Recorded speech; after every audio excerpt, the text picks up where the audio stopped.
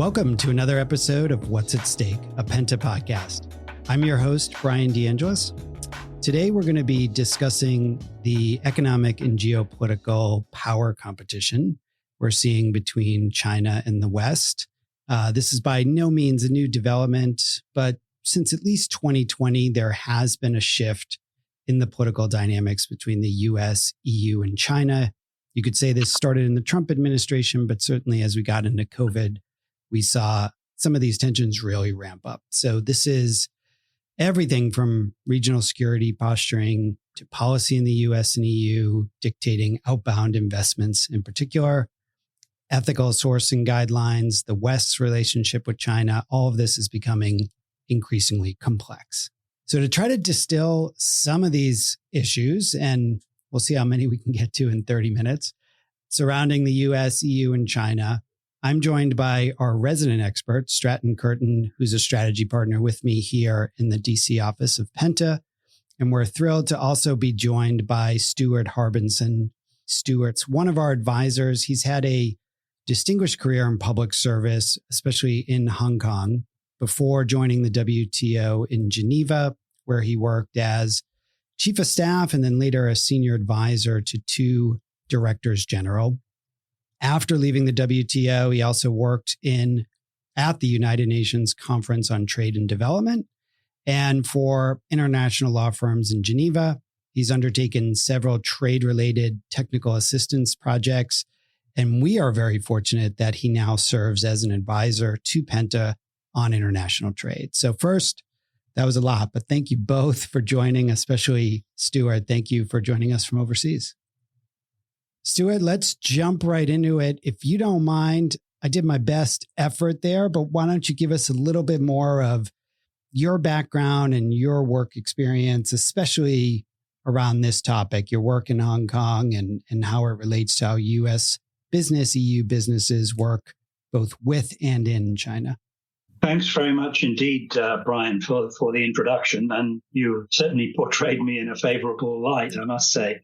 Going back and sort of filling in the blanks a little bit in terms of my experience, I was a negotiator for Hong Kong, a trade negotiator for Hong Kong, initially within the Asian region, so principally with Japan and Korea and Indonesia and other countries there. And actually, it's a relatively easy job representing Hong Kong as a trade negotiator because Hong Kong's a pretty open economy, actually. There are no tariffs, very few non-tariffs. So it's relatively easy to be doing that. I also represented Hong Kong in the World Trade Organization in Geneva for 8 years, which was a very interesting time because it straddled the handover of Hong Kong or reunification of Hong Kong with mainland China. So that was particularly interesting. And also, while I was representing Hong Kong, the accession of China to the WTO was ongoing, which was a fascinating process. It's sometimes portrayed now as if there were a lot of gullible people around the trade negotiation table in Geneva who kind of waved China into the WTO. But it really wasn't like that. It was a 15-year negotiation with many tough passages and many, many crises. And the result of that was actually that China felt that it had been seriously discriminated against in the accession process. They might still feel that way, although I think you'd have to say very, very clearly that the accession of China to the WTO resulted in a tremendous surge in China's trade capabilities. So obviously, we saw this all pick up during, I would say, the Trump administration, starting with Trump tariffs. We've seen during the COVID pandemic, there was a pretty significant shift. And Stratton, you can correct me, I would say even kind of a bipartisan shift in overall, maybe a nonpartisan shift is the way to say it, an overall sentiment and our policy positioning towards China. I'd love to hear from both of you, but maybe I'll kick it to you, Stratton, first. How have we seen the relationships between the regions change? And what are some of the kind of most influential policy changes or trends we're looking at in the last couple of years? Easy question to tackle. Jump right in there. So I think you're right in that you identified during the Trump administration is when we started seeing lots, if not daily, headlines on this. But the pivot towards Asia as sort of, first managing China's rise and now containing China, really, I would argue, started in the Bush administration. The last big trade agreement the Bush administration had going out the door was the Korean Free Trade Agreement, which then finally got signed by Obama. Obama famously had the pivot to Asia in the ill-fated TPP, which I think a lot of people sort of regret now, what happened to that. But I would say what really, to me, was probably the thing that took this from theoretical to reality for a lot of people was the pandemic, both because of the general supply chain disruptions, but then a lot of people saw, how at least from a US perspective, easy it looked like for the government to decide we're shutting down this region, we're keeping this region open, we're going to shut this one down. Very little predictability into outside people, at least it looked like very little transparency. So, in the past, there had obviously been a concentration of manufacturing, particularly in a lot of industries that the US and Europe didn't see as very valuable, maybe lower skilled things in China. And there were a lot of efficiencies gained out of that, right? Consumers around the world benefited from that, certainly in the US and the EU.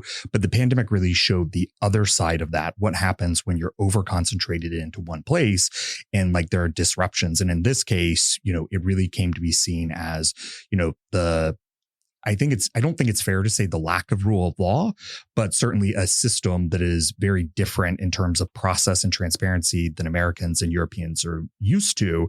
And so people started really reconsidering. We've been talking about concentration of industries in China's economic power and military power, but really with, the emergency declarations and rules that the government put in place during the pandemic, it became reality, and I think for the private sector, people started asking themselves, at least on the manufacturing side, what's the benefit of getting, low cost production in China if I can't get my goods out within 12 months of when I thought they were going to arrive? Right. And Stuart, on your side of things, what were you seeing, maybe both from the China perspective or even the European perspective on this front? Well, I think Stratton's put it very well, because actually, in terms of the pandemic, I think one of the lessons we learned was that, trade is essential. The problem that was seen was over-concentration or over-reliance on certain areas for sourcing, particularly, I guess, China. And since then, I think the Biden administration appeared to have followed the Trump administration in terms of adhering to the tariffs which were applied by Trump. But we've seen the emergence of other issues related to ethical sourcing, forced labor, supply chain due diligence. And that is also in Europe as well as in the US, and also export controls. And what is I think is an interesting point of difference between the Trump era and the Biden era is that in the Biden era, we have the Transatlantic Trade and Technology Council, the TTC. Right. So there's clearly an effort on the part of the Biden administration to get close to the EU and to cooperate, try to find common ground. Whereas actually, if you remember, Trump was a bit scathing about the European Union and regarded them as shirking the task, as it were. So I think that's an interesting development, but it doesn't mean that the US and the EU have identical views on China. I think the US, it seems to me, is more thinking about partial decoupling from China, but the EU doesn't really like that word. It prefers derisking. So the feeling that we shouldn't be as reliant on China, but that trade is a good thing in itself. Stratton, maybe I can ask you to break that down from us. So we've heard about decoupling, derisking. Obviously, the U.S. passed the CHIPS Act last year. There's been, I hate to call it rumors, because I think we're just news leaks ahead of what is an expected executive order on investing in China. This is getting a lot of attention from our Treasury, Commerce, Congress. I don't know, how real is the idea of decoupling? What is actually the U.S. posture here? I think the idea of decoupling is not based in reality. Yes. I think, I do think derisking is probably a better term because, not only is there such concentration in manufacturing, but I mean, you can't ignore a market like China. That's the other big thing that's changed in, the 25 years since they ascended to the WTO is they're not just a manufacturing powerhouse. They have a consumer middle class that's literally hundreds of millions of people. And you can't ignore that. I mean, different countries or companies have different exposure, but if you take Volkswagen Group, 50% of their revenue comes from China now. And, they don't want to change that, nor can they change that. From the US perspective, I think the focus has tried to bend the needle they're threading is identifying sensitive technologies, and particularly technologies that have dual use for military purposes. Right. Now, that's a huge gray zone, though. So what the administration has been kicking around, and I would say the biggest issue here is there are lots of questions because we don't know exactly what's in it, is what some people have dubbed an outbound CFIUS review process. Incoming, this would be most famously in my lifetime, was the attempted purchase of the West Coast ports by the Dubai Ports Group. Right. This is when Good example, yeah. Foreign purchases of private U.S. assets go through a national security review is sort of the short version of that. And now they're talking about putting an order in place for American investments going out to other foreign countries. Now, it's unlikely this will be only targeted to China, but it is likely the first country that this will apply to is China. So they've tried to narrow it because that's obviously a huge issue. And what we've heard is it's going to focus on quantum computing, AI technologies, and then semiconductors. And now the challenge becomes, okay, semiconductors are a physical item. Right. That's a little easier. The other two issues, and I guess you could say the actual, machine for quantum computer is a physical item too. But the others, the question becomes, it's easy to say, okay, as an American company, you can't go invest $100 billion in China for startups focused on quantum computing. But the question becomes, if you're making an investment in a Chinese company and AI is going to be used in that business, quantum computing is going to be used in that business, they need access to advanced semiconductors. Does that count? Right. So I think there's going to be huge questions, which is probably why, as you alluded to, I feel like every month I've heard from somebody that this rule is coming out immediately. Most recently, I was assured 100% it was coming out before Christmas. And here we are in June. But my guess is that's why it's taken so long, is because the administration, if they're going to roll something out that could be economically so impactful and so sort of groundbreaking in terms of how companies make investments outside of the US, they need to get it right. Yeah. And to state the obvious, when you get into AI or quantum computing, things are changing so fast that we've gone from a, military or whatever, very industrial look to now a very consumer focus on that. It's going to be very difficult to figure out where those lines are if they aren't all already blurred. The one other thing I'd like to ask, and Stuart, maybe I'll start with you, but please both of you jump in. We've mentioned defense a couple of times, but there's also the issue around Taiwan and geopolitical kind of pressures moving forward on that. I think a lot of U.S. companies in particular, the ones Stratton and I advise, had to make some really quick decisions when Russia invaded Ukraine. And that's not lost on them now as they think about investment in China and what might happen with Taiwan. What are you all seeing on that front? How is that affecting how businesses are thinking about some of these investments or doing business with China going forward? That's a great question, Bryan. I recall Jake Sullivan, the National Security Advisor, gave a speech not so long ago, a few weeks ago, in which he talked about wanting, I can't remember the exact words, but the gist was he wanted to put a high fence around a small yard in terms of limiting China's access to certain types of technology and investments. But I think it's really quite difficult to define the yard. What is the exact area? Particularly because, as was said, this is not a kind of static situation. Things are changing all the time. So it's a very delicate exercise.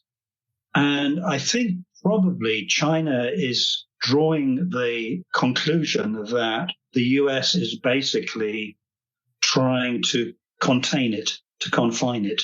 Right. And they, of course, feel very strongly about the Taiwan issue. They regard Taiwan as part of China. I mean, we've had this situation for many years now. Decades, right? Yeah, decades. But I mean, what is changing is the feeling that, something has to happen in the sort of near to medium term. Something has to be done about this. We can't just let it keep going on. And then Taiwan is crucial to the semiconductor industry. Right. So if you're talking about de-risking, I mean, there's a risk of perhaps trading with China, but in this situation, the risk gets extended to Taiwan as well. And it's notable that, with the Inflation Reduction Act, I think some Taiwanese companies are now investing in the US.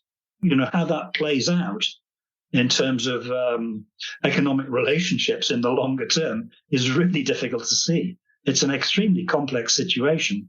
I was going to say, Stuart was touching on this a little bit. I think the challenge for companies is how are you defining risk? And therefore, how do you prepare for it, right? Because if we're defining risk as war between the US and China, I don't know that you can prepare for that. If we're defining risk as supply chains, as reputation, as something with a longer burn, obviously that's something, if they're not thinking about, they should think about and they should be doing now, because it's not just supply chains. It's not just geopolitical tensions. And I think you mentioned this in your opening remarks. It's also looking at other issues like how things are made, both in terms of ethical sourcing, and then what is the energy that goes into them. And so solar panels are a great example. China produces the vast majority of the world's solar panels, but there are serious questions around, one, if they're made in Western China, they're almost exclusively made with 100% coal-fired power. So do you want your green technologies being made with the dirtiest fuels?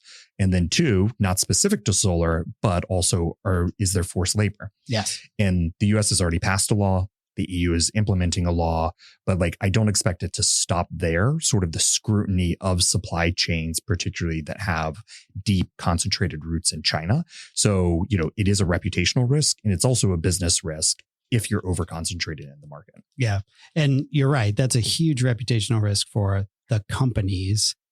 I imagine that's a risk for China that wants these companies to come invest in them. So maybe to you, Stuart, what, if anything, is China doing to shift that business environment to address some of these concerns that they're seeing coming out of the US or EU? I mean, maybe the answer is nothing, but educate us a little bit. I mean, are they doing anything to try to make a more friendly business environment or answer some of those concerns from US and European companies?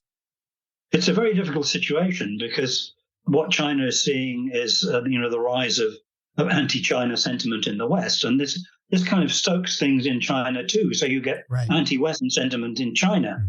The government in China seems to say the right things about foreign investment and wanting to create a business-friendly environment. But I think some companies feel that they're just squeezed between this anti-China sentiment in the West and anti-Western sentiment in China. So it's really difficult. There's also the feeling, about state-owned enterprises and subsidization in China, which some people regard as unfair competition. But on the other hand, the West has got into the subsidy race as well now. So it looks like, the things are evening out in that respect. Yeah, I think, a lot of people point to the IRA and others as examples of that. I do wonder what, if anything, the Biden administration and China's leadership is doing to try to, maybe open up some more pathways towards some negotiation to bring down the temperature on this a little bit. And it seems to, from my eyes, not be working quite yet. I know we had our CIA director go over there, which, forget that he's a CIA director. That's just a trusted Biden advisor going over to try to, I think, smooth some things over. But going back to the balloons, to, Jake Sullivan being denied some meetings, some other issues, it seems like it's hard to even get these two. Reportedly recently too. Exactly. That's right. Since Biden met with them, I want to say a year ago on the outskirts of, what was it? It was probably maybe the G20 in Bali. Yeah. it's almost gotten worse. Do you guys Mhm. see anything thawing where some diplomatic relations will try to ease up some of these tensions? I mean, Stuart, I'd be curious. The U.S. has an ambassador from China again. Like, will that make any difference, or does that not matter in the current context? No, I think it's absolutely vital, and I think that the administration in the US has got a handle on this. I mean, I think that for all they're talking about strategic competition with China and that sort of thing, I think there is an appreciation that China is needed. I mean, we need to have a stable relationship between the US and China. These are the two biggest elephants on our planet, and if these guys can't get along, then the whole planet is in serious trouble. So there's a lot riding on this, and also there are huge global challenges like climate change, in which cooperation with China is urgently needed. Mm-hmm. So I do feel that the Biden administration's got a handle on this, but it's one thing to say that, but to actually put regular dialogues in various crucial areas into operation is sometimes a bit more complicated. But my own feeling is that we will gradually get there. How about on the European side? Are we seeing any EU leaders step up? I mean, we saw Macron a few months ago. Maybe that didn't go as well as originally advertised, but maybe I'll get in trouble for this. I'll give him an A for effort to start. Are there anyone else kind of stepping up on the European side that wants to maybe be a bridge, for lack of a better term here? Yeah, I mean, I think as ever, the picture in Europe is quite nuanced, and you'll find some countries on the side of extending the hand to China and wanting to get along with them, and others are more hawkish. So it depends who you ask is the answer to that question. But obviously, Germany has got a lot riding on a stable relationship in the trade sphere with China. I think France also feels like that. So we may find that that's the way things go. Although the Commission with Ursula von der Leyen is a little bit harder to convince on that point. But yeah, Europe is, as ever, doesn't speak with one voice always. We've got a few minutes left. We've covered a lot in these 30 minutes, but before we go, to both of you, any other near-term or longer-term trends that our listeners should be aware of or be watching for as we think about China's relationship with the West? Well, yes, I don't know for the private sector how much they can do, but one thing I have to say is I feel like I'm probably generally in the camp of being a China hawk. So to demonstrate my bias and then play and look at the other side, I think something we're seeing now that Americans sort of take for granted is when China punches back. And, we saw this a little bit, or we saw this during the tariff fights with the Trump administration, but it's as the US, for instance, has sort of tightened the noose on semiconductors, China kicks Micron out of the market, and China's cracking down on Western consultants in there and cutting off data flows and information to businesses there. And on the one hand, yes, that is disruptive, and there will be consequences as people try to think about where they're going to invest, their productions and, future capacity. But on the other hand, if the shoe were on the other foot, we would do the same thing. But I think we're just so used to being able to okay, well, it's everybody agrees with us except for China. Therefore, we're going to, clamp down on them, and it should be consequence free. And we just have to accept that, in policymaking, there are no free trade-offs, and that, for every action, there's going to be a reaction. Right. And that's something that we have to start thinking about and anticipating. And what happens when that reaction gets deeper and we start talking about U.S. banks or big U.S. consumer brands or Apple, or there's a give and take there, right? China's middle class wants some of those consumer goods and market and access to that, but well, and actually, you hit something that I forgot about is people have been talking about trade is static or is globalization dead, and the answer is while trade in goods has been relatively flat over the last decade, but trade in services, trade in IP, trade in even student exchanges is all up.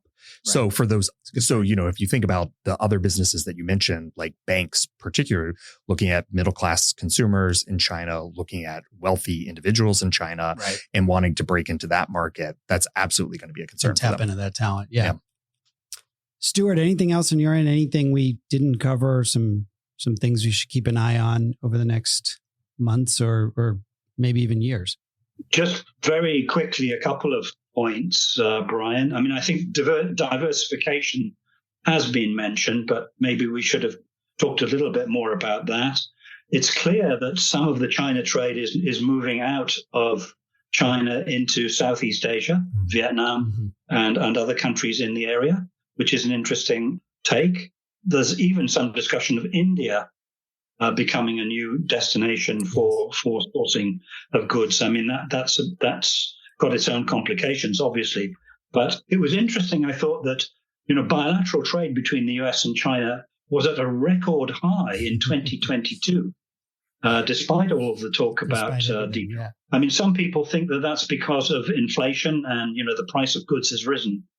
So we'll have to wait and see what happens. But certainly the 2022 figures didn't seem to show yet that a lot of trade is being diverted. But anecdotally, we think that is about to happen. And then just finally, a point on sort of economic nationalism that we seem to be getting from many, many quarters these days. I think, from a company point of view, there's maybe a slight feeling among some companies that governments aren't listening to them very much these days. I think that's very fair. I think we'd have a lot of clients that would agree with that comment. Yeah, that's what I heard. I mean, in Europe as well. So that's maybe not such a good thing. Obviously, companies can't expect to have it all their own way. But I think that in terms of government listening to them, governments, plural, listening to them, we're at a slightly delicate stage on that as well. Well, and if I could piggyback on that. Yeah, please.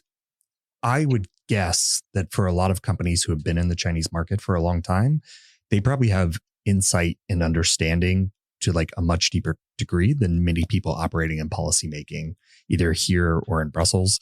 To put my history nerd hat on for a second, like one of the things I've been thinking about a lot is I recently read a book on the Opium War, where you basically had two sides sleepwalk into war with each other, right? Because both sides thought they knew how the other side was thinking and what motivated them and what they valued.